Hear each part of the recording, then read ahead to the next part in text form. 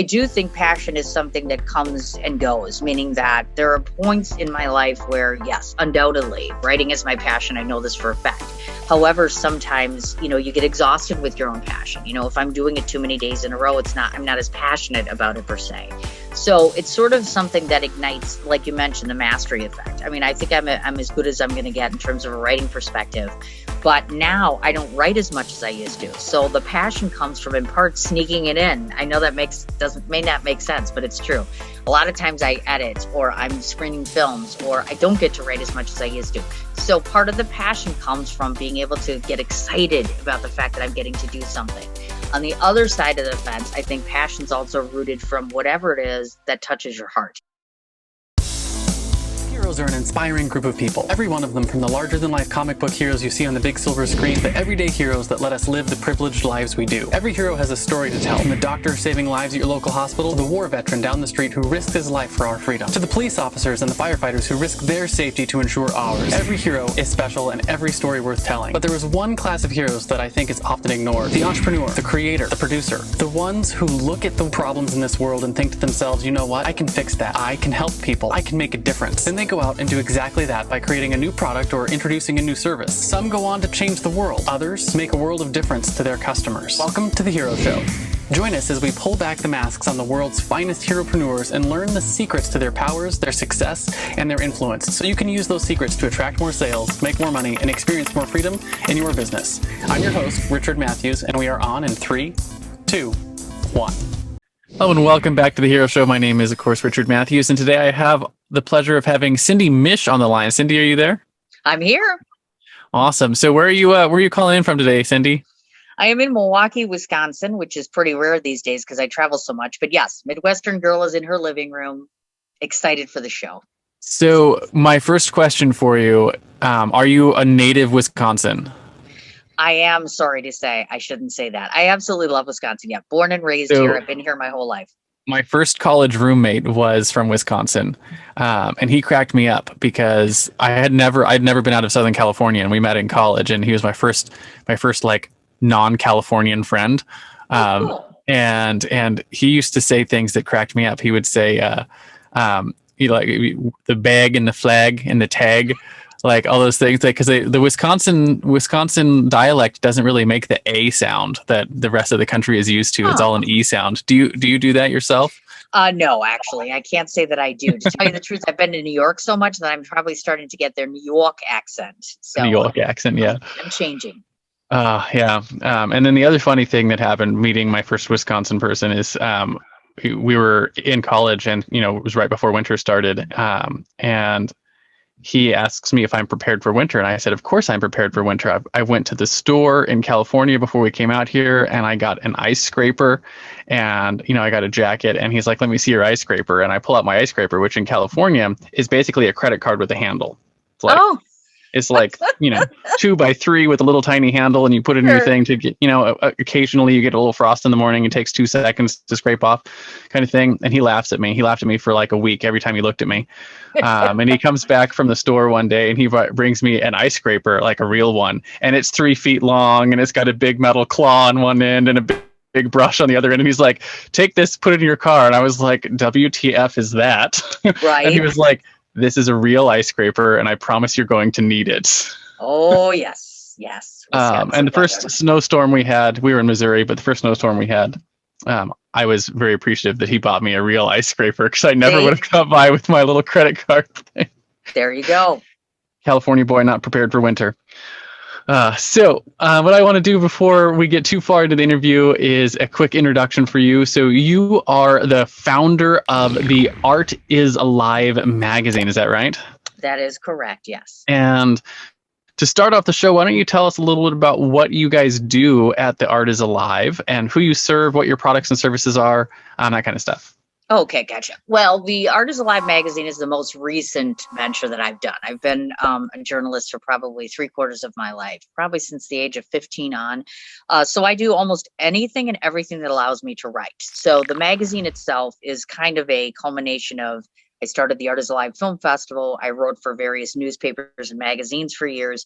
And then eventually I decided that I wanted to write whatever I wanted, and I wanted to showcase whomever I chose. So most of the time, all the people I work with are either entertainment based or artist based: actors, authors, nonprofits, charities, small businesses. So basically, you could say that I have a heart for the little guy. Anybody who's indie, and of course, on the celebrity side now too, I'll cover if I find them interesting or inspirational or entertaining. Nice. And so how long have you been running the Art is Alive magazine? Well, we're a little over a year now. And so it's been exciting and exhausting. I have to tell you, this issue, I think I'm writing half of the magazine, which tends to happen sometimes because it's tough. It's hard to solicit and find writers. You have writers that come and go. That's part of the mystique of my magazine, is that we have newbies that come in, sometimes no publications under their belt. I publish them for the first time. They move on. Somebody new comes in. So it's kind of neat watching the fluctuation and trying to see where we're going to end up faring is interesting to me. Yeah. So just from, a digital perspective, how much digital distribution versus old school distribution do you have for your magazine nowadays?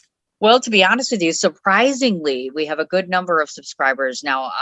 We have about 6,300 a month that read the magazine, and I've done 8 issues so far. So that's not too terribly bad.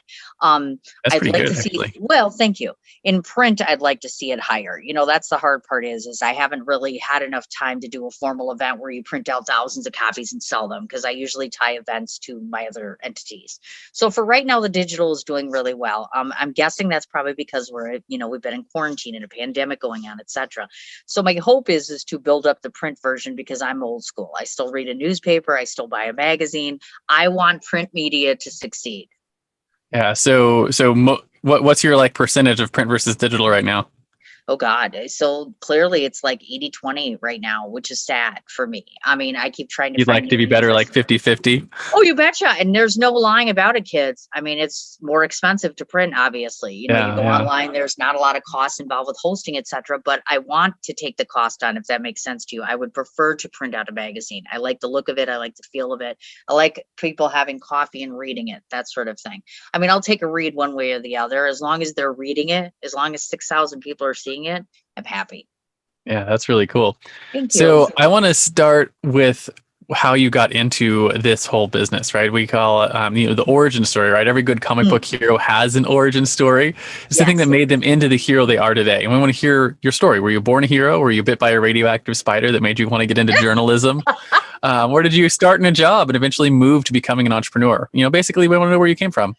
Well, I hate to say it, but some of us heroes come from the darkest of circumstances. In fact, oftentimes tragedy befalls us. And so this particular hero came from lots of tragedy at a young age. And I think that kind of changes you and makes you very tough on the inside to begin with. And then you kind of warm thereafter. So hopefully you can figure out who my superhero is. It's pretty evident if you know me. So I kind of came from that background where things are very limited and very hard from the get-go. So as a child, I decided I wanted to be an artist. So then I used to draw all the time, and then I realized I was really bad at it. So at some point I looked in the mirror at about 8, 9 years of age and said, okay, so I can't draw spiders for the rest of my life. What can I do to try to feel better about myself and to try to help the world around me? I started writing.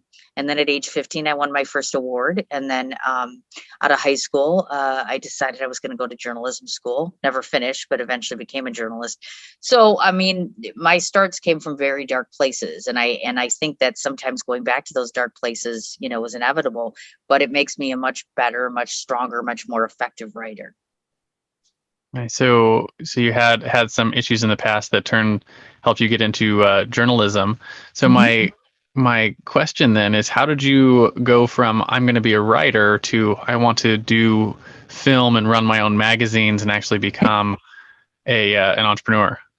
Well, I think what happens is over time, at least in my particular case, when you have tragedies or very difficult things in life, you try to find something that's a solace to you. For me personally, I think what happens is that whenever I write anything, I get that tingle in my tummy, which is what we call passion. And that means I know exactly what I'm doing and that I'm thrilled by doing it. And not only that, the effect and the impact that I've heard that I have with my words is profound. So oftentimes in the darkest of circumstances, I end up writing pieces or delving very deep into my passion, and it's sort of a rescue for me, so to speak. So I'm kind of a hero that gets rescued by her own passion, and then in turn takes that passion and rescues other people, if that makes sense to you. But the reality of the situation is that these very dark places kind of forced me to have to find something to escape to. Otherwise, I pretty much would be in a loony bin, so to speak. So I built a very big career sort of to shield me from some of the sadder things in life. That makes sense. So I have a question for you that's Sure. sort of based around the passion thing, and it's a theory I have, Okay. and I just want to get your thoughts on it. So my theory has to do with passion, and a lot of people think that passion is something that you are born with, and I sort of have a contention that passion is something you develop via mastery. So my theory is that mastery begets passion. And the better you either are or get at something, the more passionate you become about it.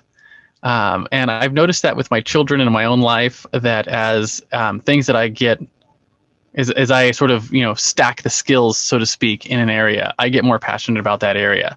And I'm just curious, what are your thoughts on that? I think I would tend to concur with you to some degree. I mean, I do think passion is something that comes and goes, meaning that there are points in my life where, yes, undoubtedly, writing is my passion. I know this for a fact. However, sometimes, you get exhausted with your own passion. If I'm doing it too many days in a row, I'm not as passionate about it per se. So it's sort of something that ignites, like you mentioned, the mastery effect. I mean, I think I'm as good as I'm going to get in terms of a writing perspective. But now I don't write as much as I used to. So the passion comes from, in part, sneaking it in. I know that may not make sense, but it's true. A lot of times I edit, or I'm screening films, or I don't get to write as much as I used to. So part of the passion comes from being able to get excited about the fact that I'm getting to do something. On the other side of the fence, I think passion's also rooted from whatever it is that touches your heart. If you walk away from something where you're like, oh, and you've got those goosebumps for whatever reason, it could be your kids, it could be a life-moving experience. I was visited by a ghost not so long ago. So now I've become somewhat passionate about trying to figure out, somebody's trying to say something to me or tell me something or whatever.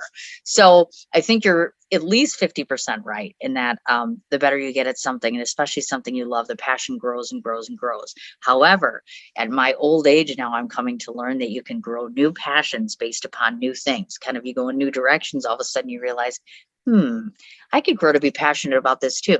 So I'm probably going to be an 80-year-old hippie who's now passionate about 75 things. Make sense? Yep. I'm in the same boat, maybe not on the age category yet, but like I'm constantly in the sort of the process of like, I wonder if I could learn how to do that thing. Right. And then you get, as you start some of it, sometimes you realize like, hey, I'm not going to be good at this and it's hard. Sure. And then other times you're like, I've got a knack for this. And you start doing it and getting better at it. And the better you get at it, the more passionate you get about it. And it's sort of like how you develop extracurricular hobbies, so to speak. Lots of extracurricular hobbies sometimes. But you know what? Growth is important. I think as you age, growing and expanding out your interests and your knowledge level are important. So nothing wrong with that. Yeah. So I want to talk a little bit about your superpowers, which I think you might have hinted to a little bit already, but every iconic hero has a superpower, whether that's a fancy flying suit made by a genius intellect, or the ability to call down thunder from the sky, or super strength or something. In the real world, heroes have what I call a zone of genius, which is either a skill or a set of skills that you are either born with or you developed over time that energize all of your other skills. And the superpower is what sets you apart. It allows you to help your people slay their villains and come out on top in their own journeys, right? And the way I like to frame it is, if you look at all the skills you've developed over your life, there's probably one thing that's kind of like the common thread, the thing that empowers everything else. And with that sort of framing, what do you think your superpower is? Well, I think I've been told it repeatedly, and I didn't really quite notice this before, and I have a very hard time embracing it. I'll be the first one to tell you. Just because people say that I have it doesn't mean that I can actually possess it, which is, I am told I have an innate ability to constantly pull someone forward, perfect strangers, other people. It could be words, could be something I posted, could be something I said. I'm always looking for the better part, and I always see the better part of everyone all of the time, even when it's most difficult. There is a superhero we all know who does that all of the time, which I get called all of the time too, which is quite a compliment. Wonder Woman always sees the good in everyone. She's always pushing for love, and I too am the same in that. For years and years and years, I'm always trying to inspire people. So much so that very recently someone had said to me, "You don't know this, but what you've done literally saved my life, period." That's probably the highest compliment I could possibly ever get. So yeah, I think my superpower is just that ability to lift people up, even from the darkest of places. Yeah, I love that superpower. I had a mentor of mine when I was young tell me I had the gift of encouragement, right? Ah, And I think it's seeing the potential in people. Right? yes. Not a lot of people have that skill to see potential, right? They Oh yeah. can. Some people most people actually, they see the world the way it is, not the way that Mhm. it could be, and they see people the way they are, not the way that they could be. And what's interesting, I think, is when you see potential and you speak that potential to someone, you have the ability to speak truth into their lives, right? To help them grow into that potential, Yes, and you literally change people's lives with the words that you say to them, which absolutely. is which is I think if there's any sort of superpower, that's one of the most magical ones. Mm. Oh yes, absolutely, without a doubt. And now, especially in this day and age, with the way things are right now, people need so much more encouragement and inspiration, and they need to know that there is good inside of them and that they haven't lost themselves. I think that's very Yeah, important. and that their story is worthy, and that their perspective and their Absolutely. the person that the life that they're living has value, and that value can be given to other people. Absolutely, without a doubt, you betcha. That's kind of what the magazine is all about. I like to shine a light on people that normally would have a really tough time getting coverage, or get frustrated and say, "No one will tell my story," or "No one wants to see what I do." I want to see what you do. I think it's important. Yeah, absolutely. And so one of the things that I was warned about as a young kid in that sort of realm was my mentor who told me I had the gift of encouragement. Is he said, be careful of what you say, because people will listen to you and change their Mm, lives accordingly. And I remember I was 17 when he told me that, and I shrugged it off. And I was like, yeah, whatever. No one's ever going to listen to me. sure, And then a couple of years down the line, I had some experiences where people came to me for counsel and had that kind of, relationship. And then they changed their lives and changed their actions based on conversations we had. And it struck me really hard. Like, oh man, I do actually have to like pay attention to what you say to people. sure. Especially if you have that gift of encouragement. And I'm curious if you've ever sort of run into that yourself and realized the weight of that responsibility. Every day, actually, surprisingly. I think one of the hardest parts about journalism in general is this. I think many times that we can be misconstrued. I am an extremely passionate journalist. So whatever I advocate for, I'm very strong about it. Meaning, for instance, like I do a lot of TV and film reviews. And oftentimes people say, I started watching the show, or I watch this because of your influence. That's positive influence. We live in a world right now where it's very hard to be a journalist right now because people always look at you and they're wondering and questioning now, which is not something we always had. So Yeah. yes, it wasn't until recently that I really realized how many people actually listen to everything that I say. So I've kind of had to take a step back and say to myself, think before you talk. And that is not something Cindy does well. I'm very passionate and I run with my heart. I'm a heart thinker. So automatically it's this desire to boom, I have to say this. No, you don't. You can think about it first, or you can be passionate about it and put it in a different way. So yes, I realize my responsibility. I take it very seriously. I try to use it for good, almost always for good. There are points in time where we all fail and falter. We have bad days, bad things happen.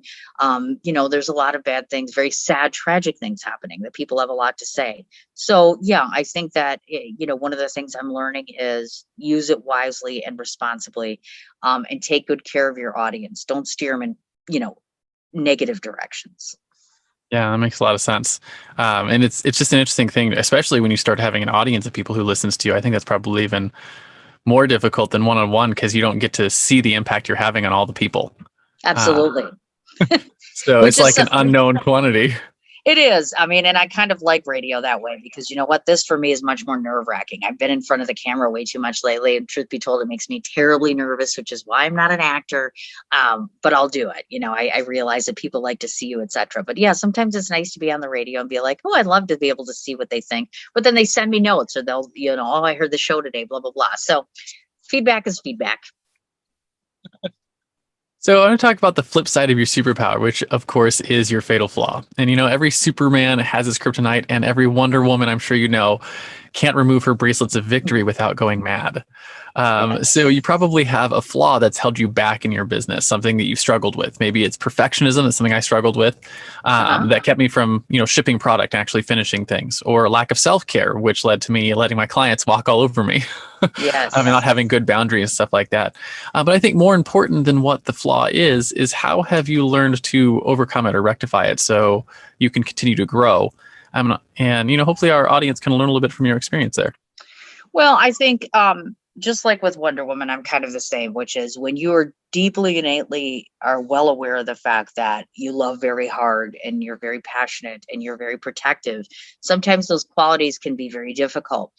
Case in point, most of what I do is work in entertainment. I take a lot of things very personally, and that's one of two things I've learned to shelve. I cannot ingest everything anymore.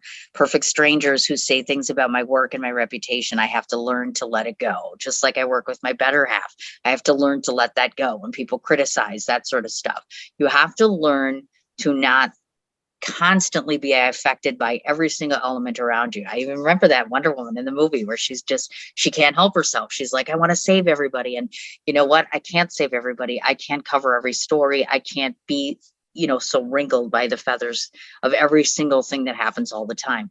On the flip side of the fence, procrastination. Oh my gosh.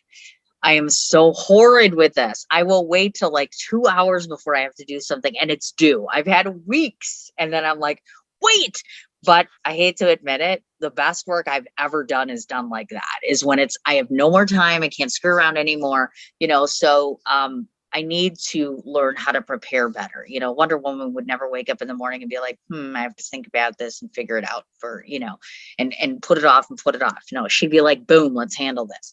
So, and especially for writers that might be listening to this, it's super important. Some of the best pieces take a lot of research, a lot of time, pondering, and your brain doesn't always work, at least for us writers, your brain isn't on 24/7. And if I get emotionally involved with everything going on in the world, I physically cannot write. I can't write well. So it's important that you set up a system, stop the procrastination, and most importantly, not everything can take an emotional toll on you. Otherwise, you can't do what you love, or you can, but you won't do it as well. Yeah, absolutely. And I know the procrastination bit is hard, especially about writing, for me at least. I know because I do a lot of writing for my business where I'm either writing lessons or writing training or writing stuff. We travel full time, which I mentioned. I'm in the process of writing a book about that. And I know my biggest struggle with writing and why I come down with procrastination stuff is I feel like it's hard to write without being in the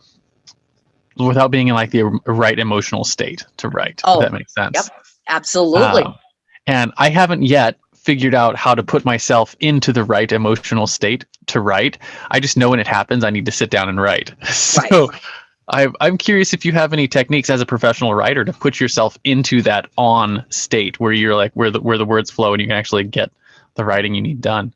Oh, you bet. I always have the 4 go-tos, as I call it. First of all, I don't know how Lady Gaga and some of those other people do it, because some musicians talk a lot about how they do their best writing when they're drinking. I'm here to tell you I have a solid rule where whenever I'm in a deep mode, especially when I know I'm writing something or I've started, absolutely no alcohol, because it affects your brain. I mean, afterwards, sure, if I want to have a little wine, that's fine, but absolutely not. It just interferes with what's going on up here. So no alcohol. Number 2, fall in love. That'll definitely help. I'm crazy mad about my own children. That helps. But, almost 3 years ago, I met him, the one.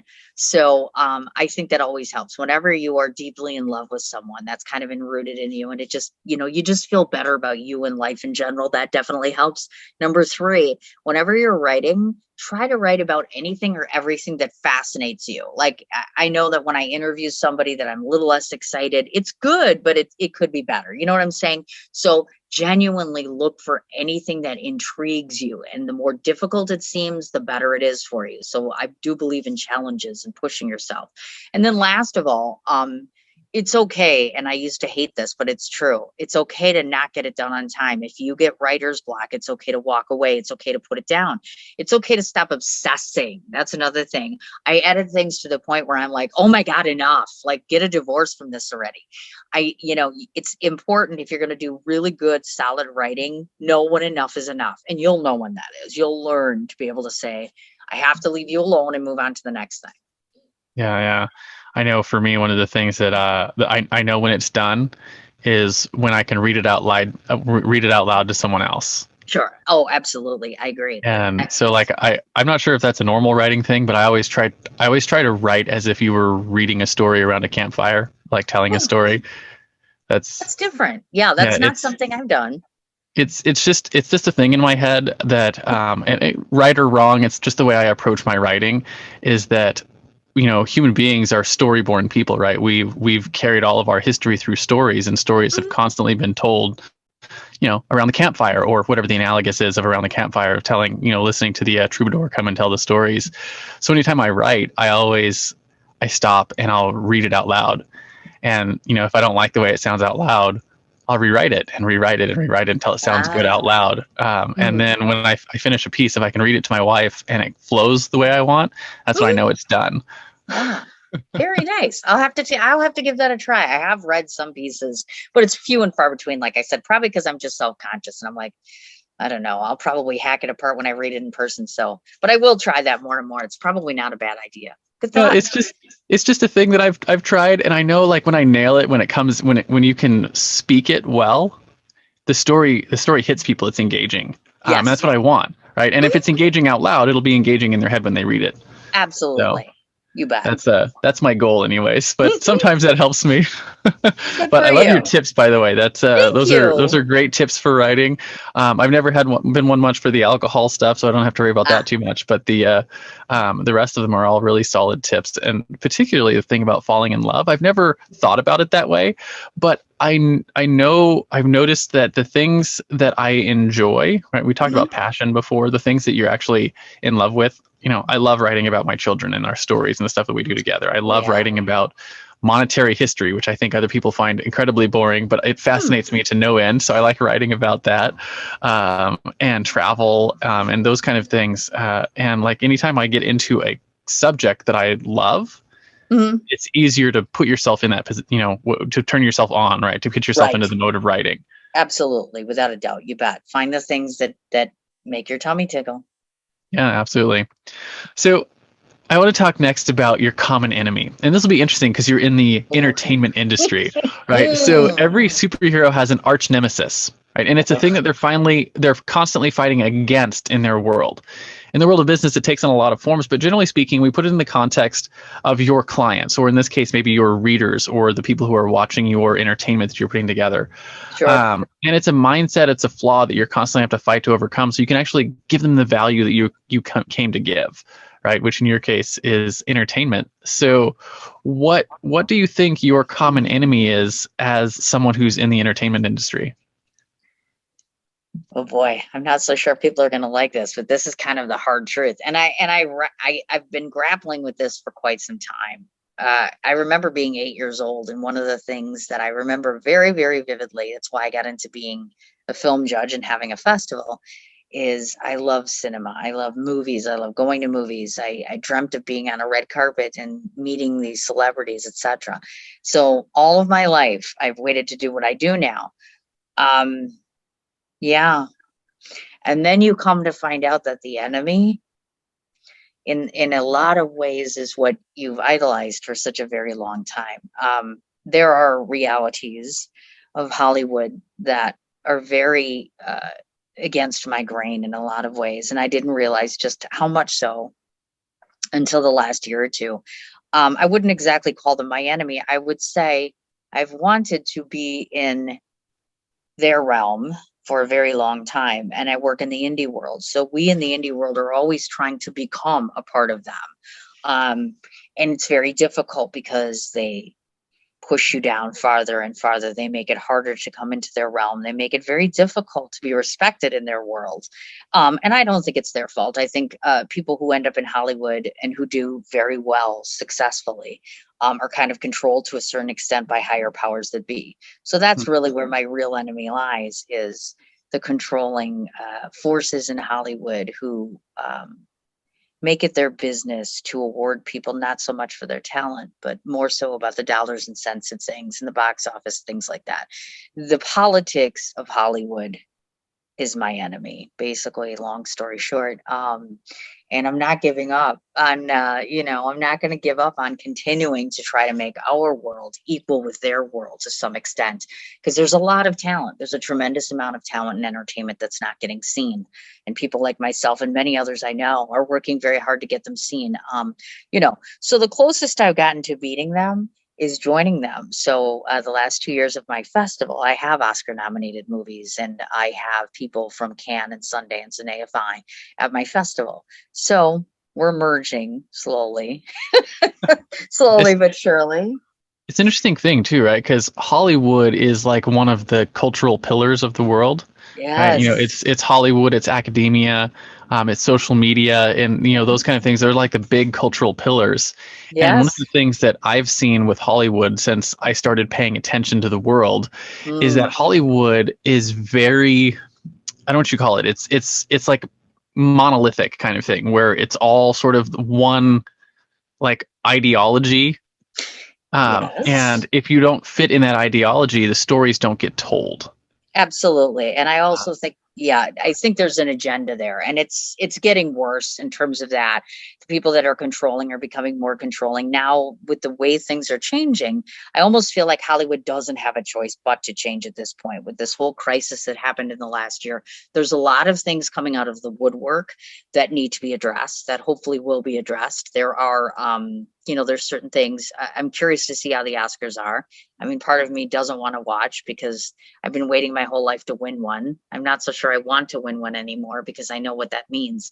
But, it'll be interesting to see how they develop and change things and alter their world. Plus, nowadays, they're not making as many movies for practicality purposes.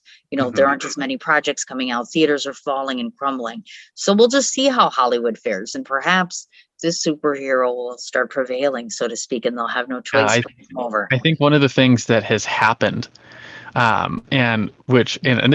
could be wrong about this, it's just my prediction on the future, is that the global pandemic in the process of destroying theaters has leveled the playing field for distribution on movies. And yes and no. I don't know that we're there yet, but it's going to happen where, because now, your distribution platforms, they're all digital, right? So if you can get the... Well, I wouldn't exactly go that far. I mean, remember, you're talking to a woman who, and I'm a staunch supporter of this. Like when I say I'm really vigilant about these sorts of things, I am. The idea of people wanting to screen a movie like on HBO Max drives me nuts. Like I can't stand this whole ideology of let's just watch Wonder Woman 84 on HBO Max. No, you get up and you go to a theater because that's what you do. Cinema is a live experience. So I literally have invested in, and I am now a working traveling drive-in theater. So you could, in essence, get distribution from me as a drive-in theater. And I go place to place. I have a whole inflatable screen, a projector. I even have a canopy tent, the whole 9 yards. I go to great lengths to preserve cinema. Cinema should be preserved. It should be kept in a theater. It should be done like Marty Scorsese says. It belongs in a theater. I mean, there's the art is meant for that medium. Oh God, yeah, absolutely. I mean, look at Wonder Woman. When you watch it on TV and you watch it on a big screen, there's no comparison. It's like watching Marvel movies on a small screen or a laptop, or Gone with the Wind. Nobody would watch Gone with the Wind at home, for God's sake. You'd go to a theater. You need to experience the sound. You need to be in a theater environment. That's me. You know what I mean? That's what I'm talking about. So how do you think the crumbling theater industry is going to deal with that in the new world? they're getting creative. I'm not the only person that's seeing people do outdoor cinema of some type, or back years ago, people were doing it. I've done film festivals in bars, restaurants, galleries, etc. You have to acclimate. And some that are believers like I am will continue to do whatever you can. The other part of the problem is, which my other festival founders will hate hearing, but it's the truth. I work with a lot of festival founders, and in general, they are jumping to virtual, and that's not helping. That is not helping the theater industry. People have got to be willing to go outside of their comfort level to some degree to preserve what we have. And I don't see anything unsafe or inappropriate about going outside in the fresh air and sitting outside and putting on a blanket and having some food and taking your kids and watching a movie. It's very healthy. So Period. do you think with like I was saying earlier, that with a lot of the bigger distribution channels sort of crumbling, that people like you are going to open up the Hollywood monolith to those stories that don't get the chance to get told as much on a larger scale than they would have 10 years ago? I think that there's a chance, but I will tell you very honestly, because I get told this all of the time. Hollywood and Hollywood films do well because people want to go watch Robert Downey Jr. And I love Robert Downey Jr. I love Thor. I love Wonder Woman. So, the game is still kind of the game until indie people are constantly using recognizables. I feel like it's never going to be on the same plateau. I mean, sure, I think that there's a better chance for people like myself to, get in league with Hollywoods and deal with that. But, that's money, and there's lots of political things that get involved with that. So it's very slowly changing.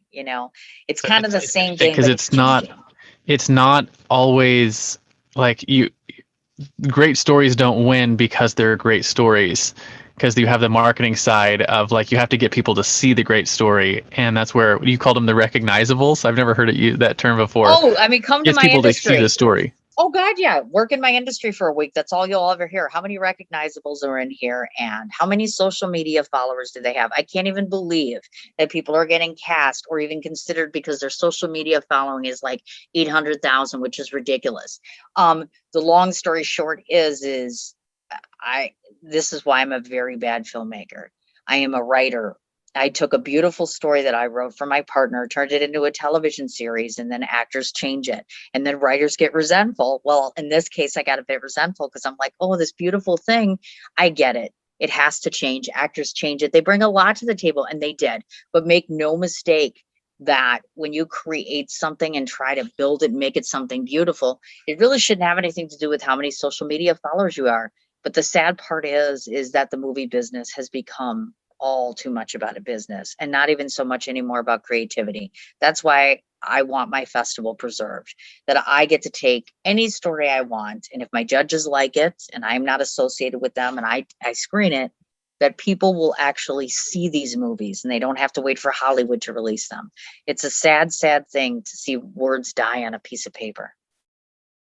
Yeah, absolutely. And I know, I, for one, am a sucker for a good story. And I know that one of the things that I've hated about Hollywood over the last 10 years is sort of the declining quality of stories and the increasing budget of telling subpar stories. Right. So, and the thing that probably drives me the most nuts is this insistence that we have what I call Mary Jane characters, which are female characters who are not heroes, right? They're not heroines in their own story. Just everything goes good for them because they're girls. And I'm like, that's not the kind of story. I've got 3 daughters. I want them to see heroines, right? Who have struggles and have to overcome them and be heroes, right? So you have to have, and we know we can do it because there's lots of female characters that are like that with, like Princess Leia, or one of my favorite female heroes is Trinity from the Matrix. You can write interesting, good female characters. And the last 4 or 5 years, it seems like we've had a lot of very sad female characters who are just, I call them Mary Janes. Just everything goes well for them because they're women. Absolutely. That's part of the reason why oftentimes when people ask me who I am, I say I'm a 4-part combination. So there's Wonder Woman, Maleficent, because I don't trust very easily. Harley Quinn is very high on my list. Now, talk about overcoming adversity. Well, not always in a good way, and then somebody called me Glenda the Good Witch. So I'm like a combination of all 4 of those, be the perfect superhero for Cindy. That's awesome. So, yeah, I know personally I would like to see more real heroes like in the Yeah. story and actually following that hero's journey. Yes. And it seems like Hollywood sort of lost that recently, where they're not telling as many of the heroes' arcs. Absolutely. And I really hope that Gal Gadot never watches this interview, because what I'm about to say would probably, oh my God, Wonder Woman to hate me. But it made me somewhat sad, because with a budget of millions and millions and millions, Wonder Woman 84, which I've seen, hopefully you've seen it. So this is somewhat of a spoiler alert, just to say that with all those millions, I could have made thousands of indie movies. I mean, it was very disappointing on some levels to see the end product. I mean, I think they did as good as they could, but yeah, that's when, like you said, the money, all the money that gets put into it. Yeah. Yeah. You're like Bummer. you got to get the story right. Like you have to Right? I want to fall in love with the character, with the heroine or the hero, and if you don't Yes. get that part, all the money you spend on the fancy effects Thank you. doesn't matter. Thank you very So, much. sounds like we agree on that. So I want to talk about Absolutely. the flip side of your common enemy then, right? If your common enemy is the politics and everything and the monolithic culture there in Yes. Hollywood, your driving force is the flip side, right? So just like Spider-Man fights to save New York, or Batman fights to save Yes. Gotham, or Google fights to index and categorize all the world's information, what is it that you fight for with your company? I think all of them. It's simple. I mean, it's not a surprise that almost everything is called art is alive. It literally is to keep the art alive, meaning that the art of cinema, or the art of art, so to speak. I think oftentimes people belittle, and they don't mean to. I just don't think that they have enough of an appreciation that an art form can be anything from a piece of writing to a sculpture to, a biker that, composes something as far as a tattoo. So, I fight to preserve not only art, but also to open up the doors so that people all over the country will know someone. I think it's very important that indies need attention and appreciation. And I can't tell you how much appreciation I get from filmmakers and artists and people in the indie world who feel like no one sees them, no one will ever see their work, and they feel like giving up. So I fight every day so that somebody reads something that I said, or does something and says, I didn't give up, or I didn't give in. So I have an interesting thought that I think goes along with the whole idea that the art is alive. Yes. And my idea is something I heard from Orson Scott Card. Actually, are you familiar with him? He's an author. No. He writes the Ender's Game series of books. Which Okay. Okay. yeah, so the Ender's Game I think is it's the best-selling science fiction novel every year since 1978. They Oh my sell out their gosh. prints every single year. Oh goodness. Um, Look at that. so, anyways, they're like the Lord of the Rings of the fantasy world. They're just on science Okay. fiction. But anyways, so at the end of all of his books, he has a chapter where he has like a reflections of the author kind of thing. Yes. And one of the things he talked about as a writer, he's like, I only ever write half of a story, right? And the other half of the story is put together when someone reads it, right? And so the whole idea that the art is alive is that without someone to watch your film or read your story, Yes. It's dead, right? So you have to have someone who's Yes. engaging with it, right? Who shows Yes. up at the art gallery and contemplates the art you have hanging on the wall, Yes. or watches the movie in the cinema in order for it to come alive, because it comes alive in their head. Yes. That's when it comes alive. And I'm curious, is that sort of what you mean? Is that where you're going with that idea? I think in a lot of ways, I mean, I've seen it. That's part of the reason why I mentioned to you earlier about Artist Live magazine. That's why I have no apprehension. And I do take some flack for it all the time. Like, how can you own a magazine and literally publish work from someone who's never written before? Well, I'm the boss, so I can. But more importantly, Because I'm big and you're small. I mean, I can remember being told again and again and again, no, we're not publishing. We're not publishing. Everybody has that story when you first start out. Don't like it, don't want it. We're not publishing you. And after like 100 times, finally someone did. But why should it have to be that hard? I don't think it should. And then writers get discouraged and then they quit. And so ask yourself, if Stephen King had been told over and over again, no, what would have happened? So I think that I owe it. It's almost a public service, or in some ways I'm a public servant, so to speak.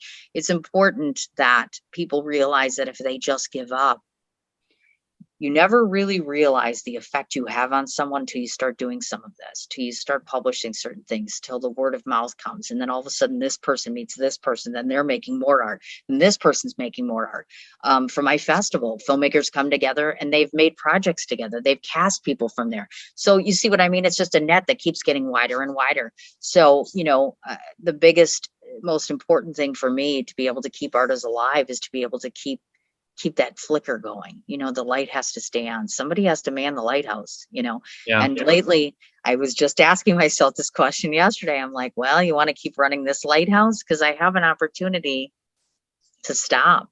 I'm literally kind of Wonder Woman when she's on the ground and asking herself, what am I going to do here? I'm kind of right now literally contemplating whether I want to keep the lighthouse or actually close the lighthouse and move on to the next thing.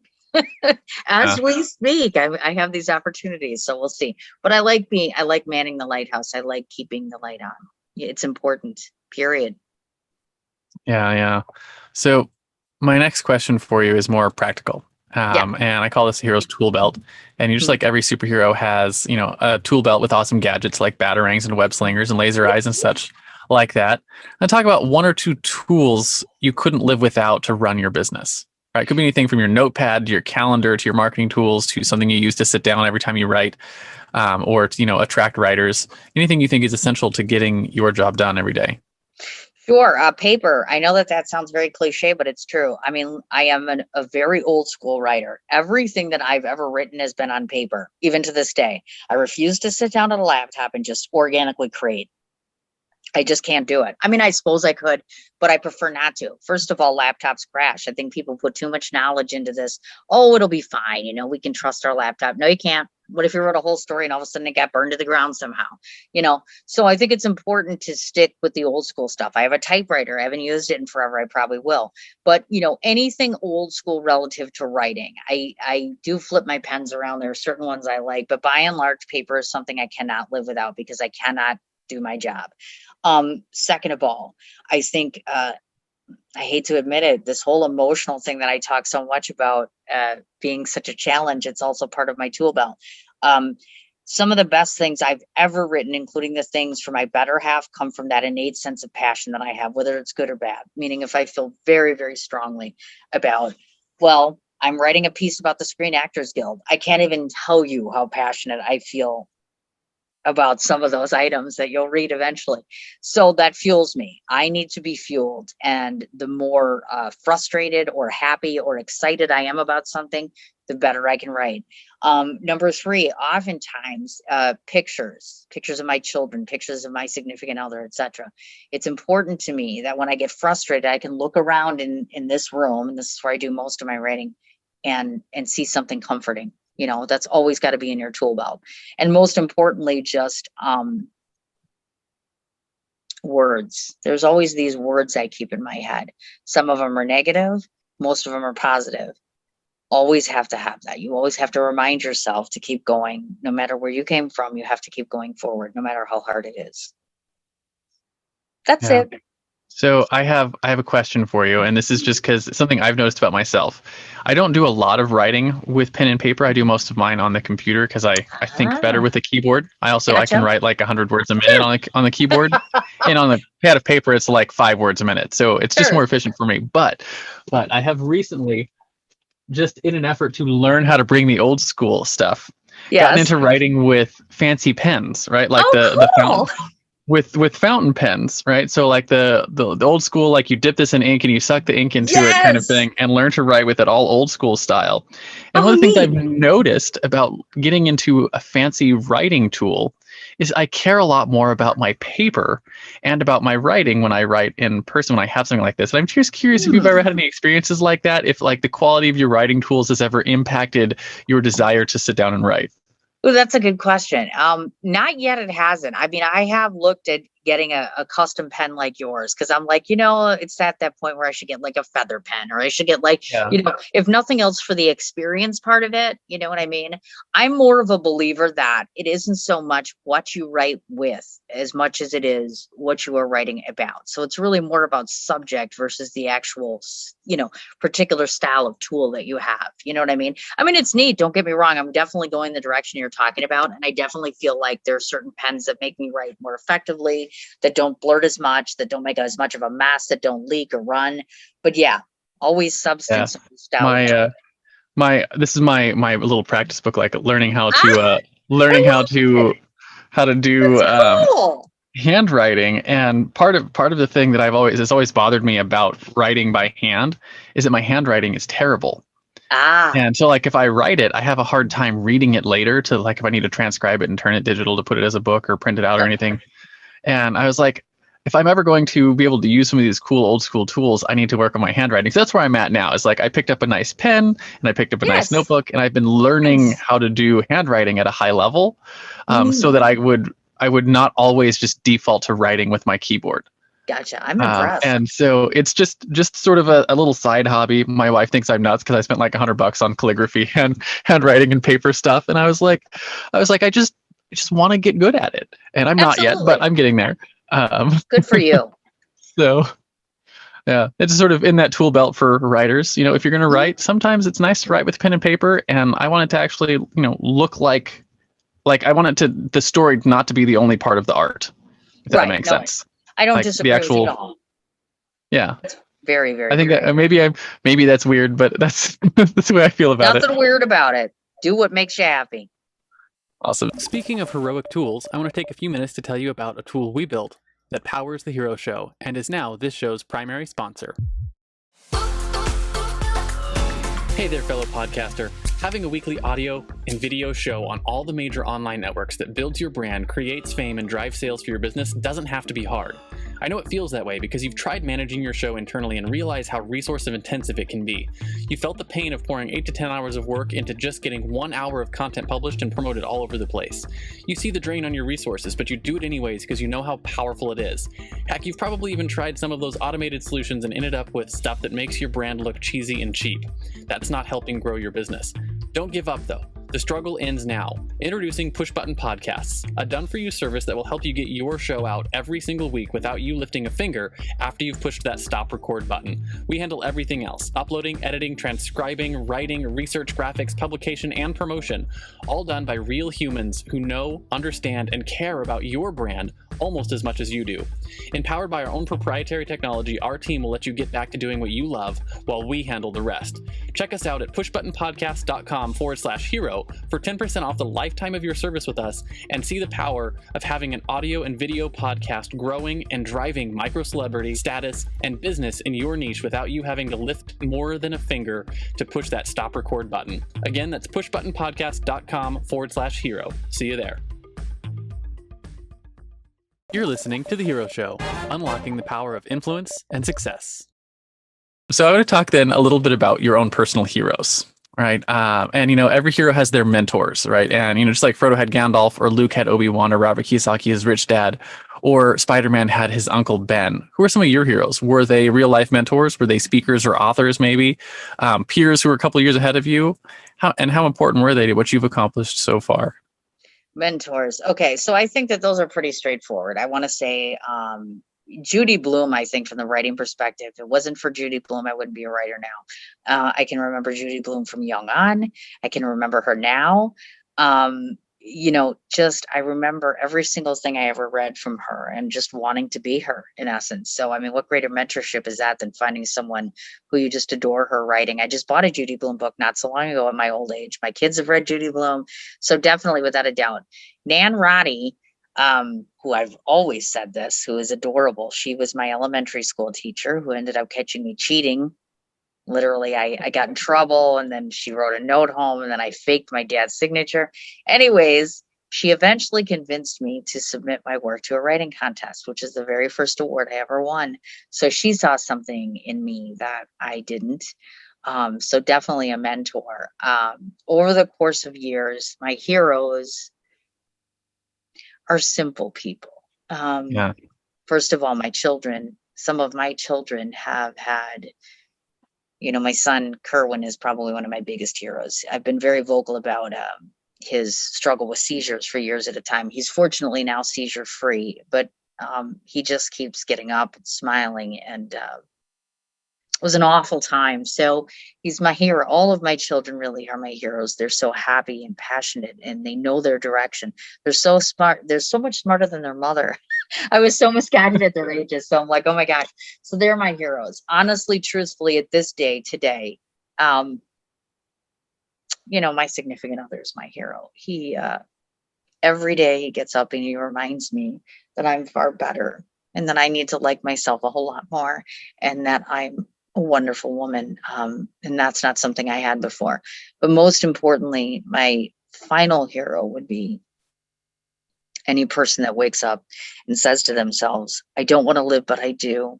I don't want to try this, but I do. I'm scared, but I'll attempt it. And literally never gives up, no matter how hard it gets. That is really the definition of a hero.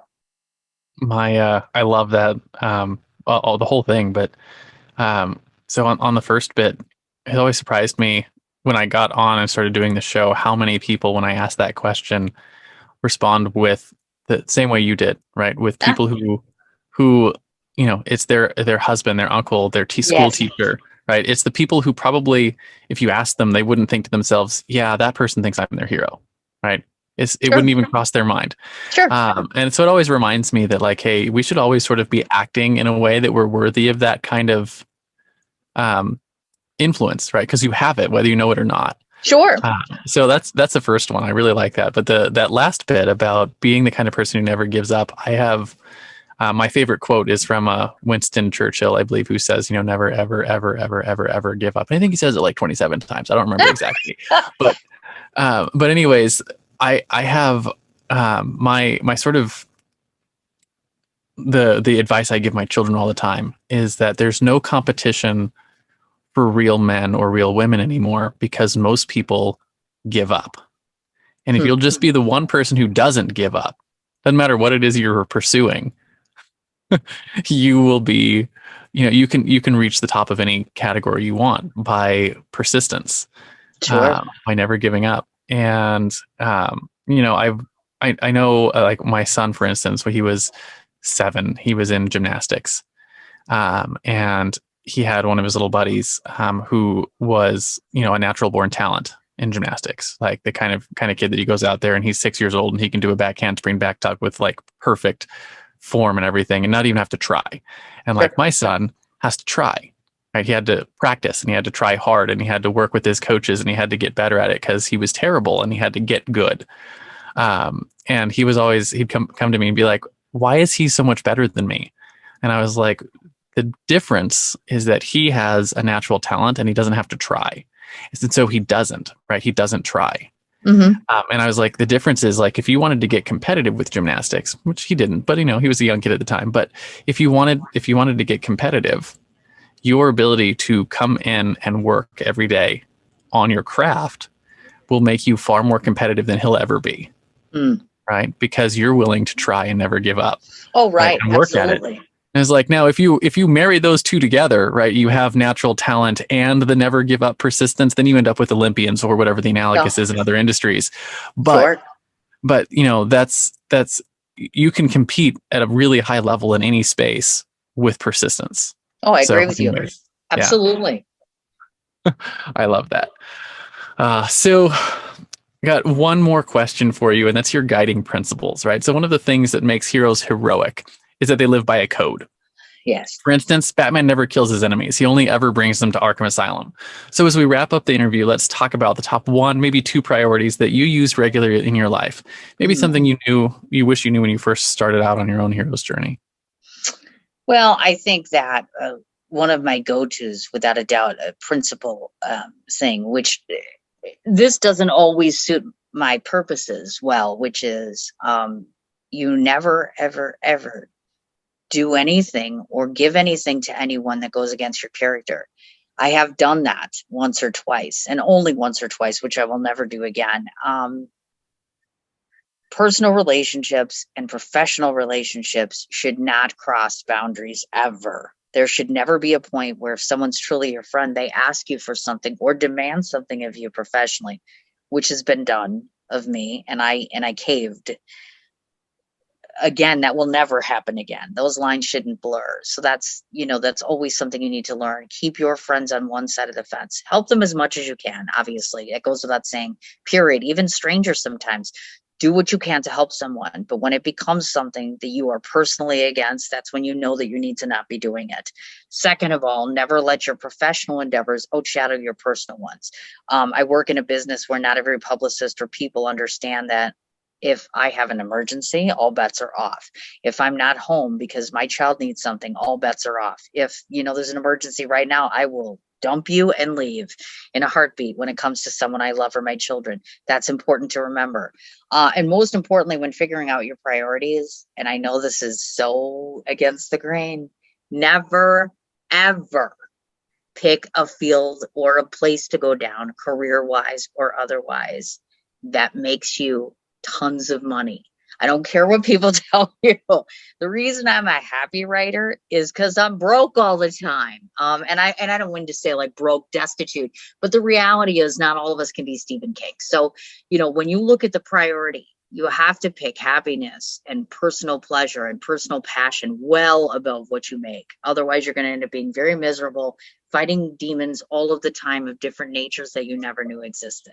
So, the secret here is to always pick the right thing, always go the right direction, never choose evil over good, and most importantly, never, ever, ever let them know what's coming. Always keep it a secret. Like when you come on my show, I will never tell you my interview questions ahead of time. Always a secret. Always. You always have to hide a little something. And then bam, it comes out in the end, and then they're always so surprised, and then people cry and they're all happy. And it's nice. It's a nice event. Did that make sense? That's kind of It does. I really like the whole thing about pursuing happiness over money. And it's one of the things that I've learned is, early in my career, I had a target income I was trying to hit. Sure. And I ran my business based on trying to hit that target income. And I did eventually hit that target income. Actually, I didn't. I got like 3/4 of the way to that target income. Okay. And then I realized like I had all the money I wanted. And I was like, it just didn't matter anymore. Right. And so instead, I started building my business on how I could help people. And then my business surpassed the target income very rapidly. See what I mean? There you go. Yeah. So it's absolutely a principle, but it's one of those things that as a young entrepreneur, 10, 15 years ago, I was enamored by the money. Sure. Absolutely. And who isn't, yeah. I mean, look, Hollywood, my nemesis. Hello. All about the money. Just throwing it out there. Completely agree with you on that set. And just out of curiosity on the last thing you said about keeping everything a secret, yes. Reminds me a little bit of Sun Tzu in The Art of War. It says, move in darkness like the blackness of night or something like that. And then at the last moment strike like thunder kind of thing. And I've always sort of figured like that it's always done in a war analogy, but I always sort of figured it works really well in storytelling too, where you have something that is surprising, something that nobody sort of knew was happening, that you couldn't guess if you were reading the story. And that's what when you get the real honest surprise and delight is when that happens. Oh, absolutely. And sometimes I'm even surprised when I get to the very end of something I've written, it doesn't look like it did in the beginning. You know what I mean? Like I started off on one path and then ultimately at the end, I was like, oh, look, it took an interesting twist. Most of the time that's a good thing. Every once in a while, it's like, I'm not so sure about that. But that's the only part where I think Wonder Woman and I vary, meaning that, she whips that lasso out and all of a sudden they're telling the truth in 3 seconds flat. You get everything you need out of them right away. Whereas with me, it's sort of a tenderizing sort of, okay, you got to get to that point, as far as that goes, but I like watching the story unfold. I like not knowing that it's going to be the same at the end. You know what I mean? I think that's the whole neat part of the art part of it is that sort of thing. And most importantly, like I said, getting the favorable response at the end. Cause I never know when I write something, what if they hate it? Like I write it and I'll be like, yeah, no one's going to like this. They're not even going to want to read it. And surprisingly, that's when they're like, oh no, it's wonderful. So it's amazing to me how these little tricks that you do can end up, just leaps and bounds having such favorable outcomes. You know what I mean? Have you watched a movie called Knives Out?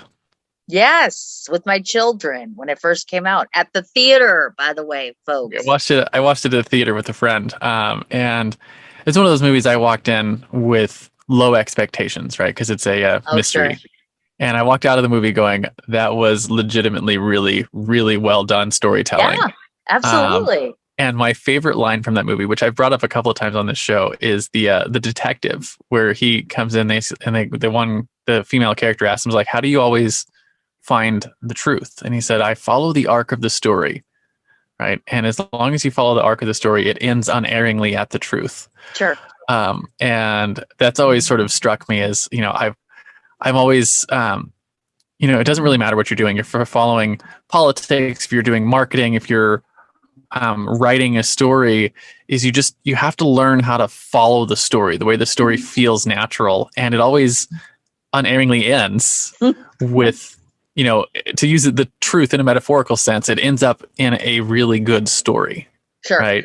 Um, so anyways, that's my sort of thought on that is that you have to learn how to see the arc of the story and then fit your characters and fit your stuff into it. And, Oh, you bet. You bet. That's why I think most people, when they watch a good television show, I'm like, I don't think you guys really realize that without a good, solid, strong, sturdy arc, sometimes things can go awry, so to speak. So I find it interesting when I do a review and then I'll go on fan pages and I'll read it and I'll be like, they're complaining about this and this. And I'm like, are you really getting the arc of the story? Are you really seeing where it's going from here to here to here? Are you watching that? yeah, But maybe that's just what writers do. You know what I mean? it's just what That's us why crazy people do. We follow crazy.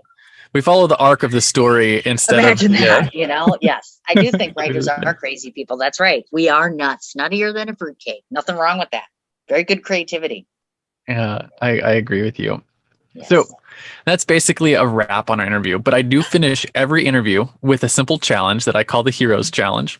And I do this specifically to help me get access to stories that I might not otherwise find on my own, because not everyone is out there doing the podcast rounds like you might be doing. Oh, yeah. So the question is simple. Do you have someone in your life or in your network that you think has a cool entrepreneurial story?